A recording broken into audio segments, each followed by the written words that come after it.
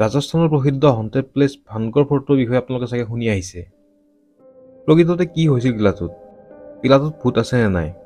সেই বিষয়ে আজি আমাৰ ভিডিঅ'টোৰ পৰা আপোনালোকে জানিব পাৰিব। আশা কৰোঁ ভিডিঅ'টো চাই আপোনালোকে ভাল পাব। পলম নকৰি ভিডিঅ'টো আৰম্ভ কৰক।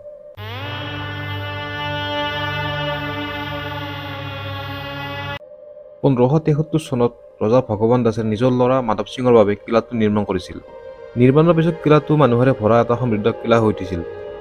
পিছৰ সময়ত হোৱা এটা ঘটনাৰ বাবে কিলাটো এটা অবিভক্ত কিলালৈ ৰূপান্তৰিত হয় আৰু সকলো সুখ সমৃদ্ধি কিলাটোৰ পৰা নোহোৱা হৈ যায়। মানুহৰ মনত কিলাটোৰ প্ৰতি ইমানেই ভয় হ'ল যে ওচৰ পাজৰৰ মানুহেও নিজৰ গাঁও এৰি গুচি যায় আৰু ইয়াৰে পিছত কিলাটো আৰু ইয়াৰে ওচৰৰ গাঁও মানুহশূন্য হৈ যায় আৰু তেতিয়াৰ পৰা কিলাটো তেনেকৈ আছে। মানুহে কোৱা অনুসৰি কিলাটোৰ পৰা হাঁহা, কান্দা, চিঞৰা আৰু গান গোৱা শব্দও আহে। লগতে বহুতো মানুহে কয় যিয়ে ৰাতি কিলাটোৰ ভিতৰত যায় সি আৰু ঘূৰি নাহে, আৰু এইটো কাৰণে দিনৰ ভাগতো বেছি মানুহ কিলাটোত নাহে। কিলাটোৰ লগত বহুকেইটা কাহিনী জড়িত হৈ আছে, কিন্তু দুটা কাহিনী বেছি প্ৰচলিত আৰু যিটো কাহিনী মানুহে বেছি বিশ্বাস কৰে সেইটো হৈছে ৰাণী ৰত্নাৱতীৰ কাহিনী।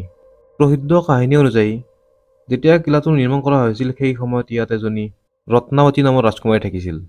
সেই সময়ত ৰাজকুমাৰী ৰত্নাৱতীৰ বয়স 18 বছৰ আছিল আৰু তেওঁৰ ৰূপৰ চৰ্চা বহুত দূৰলৈকে হৈছিল।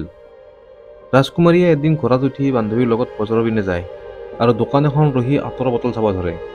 বজাৰত থকা সিংঘিয়া চেউৰা নামৰ মানুহ এজনৰ নজৰ ৰাজকুমাৰীৰ ওপৰত পৰে। সিংঘিয়া চেউৰা সেইখন ৰাজ্যতে থাকিছিল আৰু তেওঁ কলা যাদুত পাকৈত আছিল। ৰাজকুমাৰীৰ সৌন্দৰ্যত মোহ হৈ সিংঘিয়া চেউৰাই ৰাজকুমাৰীক বিয়া কৰাৰ পণ লয়। যিহেতু তেওঁ কলা যাদু আৰু তন্ত্ৰ মন্ত্ৰত পাকৈত আছিল, তেওঁ সুযোগ বুজি ৰাজকুমাৰীয়ে চোৱা আঁতৰৰ বটলকেইটাৰ ভিতৰত এটা বটল উঠায় আৰু বটলটো তন্ত্ৰ মন্ত্ৰ কৰি নিজৰ ঠাইত থৈ দিয়ে। সিংঘিয়াই জানিছিল যে ৰাজকুমাৰীয়ে বটলটো ল'ব। সিংঘিয়াই ৰাজকুমাৰীক বশ কৰাৰ বাবে প্ৰয়াস কৰিছিল আৰু তেওঁ সফলো হৈছিল, যিহেতু ৰাজকুমাৰীয়ে তেওঁ কলা যাদু কৰা বটলটো লৈ যায়। সিংঘিয়াও ৰাজকুমাৰী পিছা কৰি আছিল। ৰাজকুমাৰীয়ে বজাৰৰ পৰা কিছু দূৰ যোৱাৰ পিছত তেওঁৰ বান্ধৱীয়ে কয় বটলটোত মানুহ এজনে তন্ত্ৰমন্ত্ৰ কৰি আছিল, কিন্তু বান্ধৱীজনীয়ে ভয় খাই বজাৰত একো কথা কোৱা নাছিল।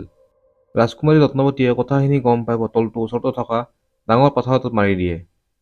বটলটো ভাঙি গোটেইখিনি আঁতৰ পাথৰটোত পৰে। লগে লগে ৰাজকুমাৰীও সেই ঠাইৰ পৰা গুচি যায় আৰু ইয়াৰ পিছত পাথৰটো নিজৰ ঠাইৰ পৰা বাগৰি বাগৰি সিংঘিয়া চেউৰাৰ ওচৰত যাব ধৰে। আচলতে সিংঘিয়া চেউৰাই আঁতৰ বটলটোত তন্ত্ৰমন্ত্ৰ কৰিছিল যে যিয়ে আঁতৰটো গাত লগাব তেওঁ সিংঘিয়াৰ প্ৰতি আকৰ্ষিত হ'ব। এতিয়া যিহেতু পাথৰটোত গোটেই আঁতৰ লাগিছিল, পাথৰটো কলা যাদু সম্পন্ন হৈ সিংঘিয়াই পিনে গৈছিল আৰু সিংঘিয়াৰ পাথৰৰ চেপতে মৃত্যু হয়।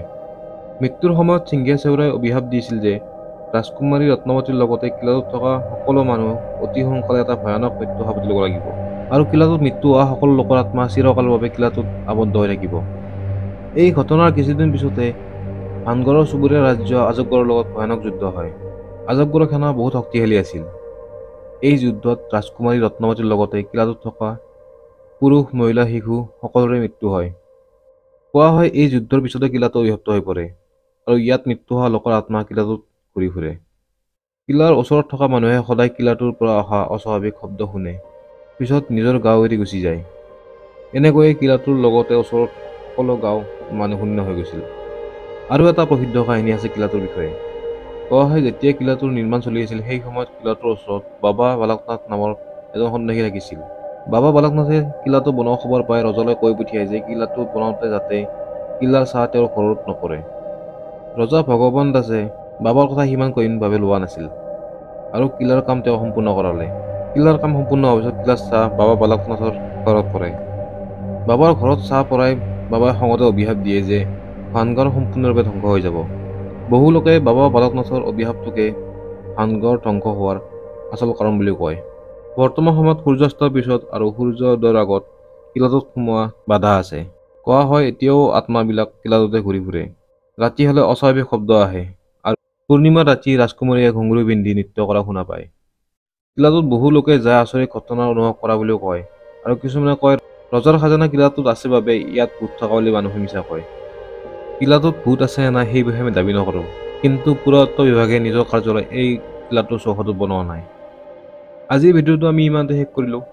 ভিডিঅ'টো ভাল লাগিলে লাইক কৰিব, শ্বেয়াৰ কৰিব আৰু চেনেলটো ছাবস্ক্ৰাইব কৰি আমাক উৎসাহ যোগাব।